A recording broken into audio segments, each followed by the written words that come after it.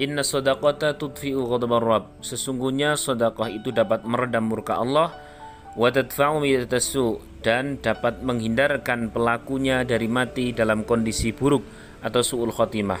Rawahu Tirmidzi, hadis riwayat Imam Tirmidzi. Teman-teman semuanya, banyak sekali kisah tentang bahwa orang yang bersedekah itu memiliki banyak sekali fadilah. Salah satu fadilahnya, salah satu keutamaan dan kedahsyatan juga keistimewaan sedekah adalah dapat meredam murka Allah Subhanahu wa taala, dan dapat menghindarkan pelakunya tadi itu mati dalam kondisi yang buruk atau su'ul khotimah. Ada banyak sekali kisah. Salah satu kisah saya akan bacakan kisah yang ada dalam kitab An-Nawadir Syekh Syihabuddin Al-Qulyubi. Di sana tersebutkan satu riwayat tentang Sayyidah Aisyah radhiyallahu anha membeli seorang budak. Kita tahu kala itu memang budak masih diperbolehkan.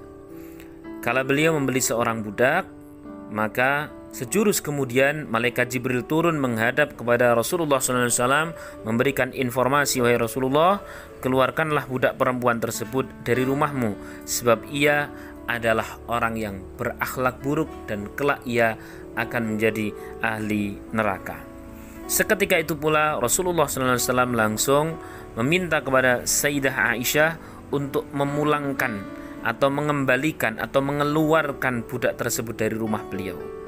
Dan sebelum keluar, budak tersebut diberikan apa kalau bahasa sekarang pesangon, semacam hadiah, yakni beberapa kurma dan sebagainya. Dan seketika pula langsung itu si budak tadi keluar dari rumah Sayyidah Aisyah. Begitu keluar ternyata pemberian Sayyidah Aisyah yang diberikan kepada si budak tadi oleh si budak tadi digunakan untuk sedekah. Entah kenapa beliau ingin bersedekah kepada orang-orang fakir. Pokoknya dia bersedekah kepada siapa yang ia temui. Dan subhanallah, sejurus kemudian malaikat Jibril kembali datang mendatangi Rasulullah SAW, memerintahkan agar mengembalikan budak perempuan tersebut yang tadi telah dikeluarkan. Sebab kenapa? Sebab ia telah menjadi orang yang ahli khair, ahli kebaikan, wa ahlul jannah, dan ditakdir oleh Allah menjadi ahli surga.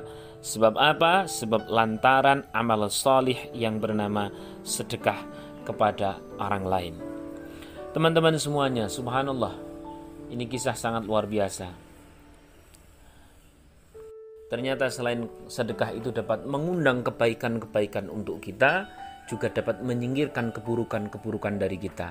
Bahkan dalam kisah tersebut, orang yang tadinya dalam catatan ahli neraka saja dapat diubah oleh Allah menjadi ahli surga. Memang betul apa yang dikatakan di dalam ayat Al-Quran, yamhullahu ma yasha wa yuthbit. Allah berkuasa untuk menetapkan sebuah takdir yang telah ditulis, dan berkuasa pula untuk mengganti atau menghapusnya dan menggantinya.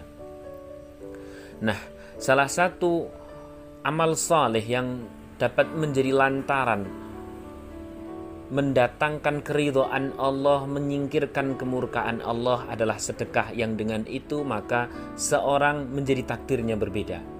Kita yang melakukan sedekah dan Allah lah yang merubah takdir kita. Sampai hari ini kita tidak pernah tahu apakah kelak kita menjadi ahli surga ataukah ahli neraka. Apakah kita termasuk orang yang beruntung di akhir hayat kita ataukah orang yang celaka di akhir hayat kita. Kita tidak pernah tahu bagaimana akhir hayat kita. Walau hari ini kita sholat dan sebagainya, tapi tentu bukan jaminan bahwa akhir hayat kita dalam kondisi baik. Lalu apa yang harus kita lakukan? Yang kita lakukan adalah mengikuti programnya Allah. Salah satu programnya yakni siapa yang bersedekah, maka Allah akan menghindarkan dari mati yang buruk, akan menyingkirkan dari murkanya. Oleh karena itu, bismillah kita lakukan sedekah yang dengan itu semoga murka Allah redam. Kita tahu bahwa kita banyak dosa dan kita dimurkai oleh Allah, tapi kemudian kita mau bersedekah, maka murka Allah redam. Allah memberikan keridhaan kepada kita, dan kelak semoga kita semuanya diberikan mati dalam kondisi husnul khotimah. Matur nuwun, terima kasih, semoga bermanfaat. Kita akan lanjutkan lagi di hari besok dengan hadis yang berbeda dan kisah yang semoga menarik. Matur nuwun, terima kasih. Saya Kang Riyad dari Pondok Hikam Doaku. Assalamualaikum warahmatullahi wabarakatuh. Tunggu kisah berikutnya.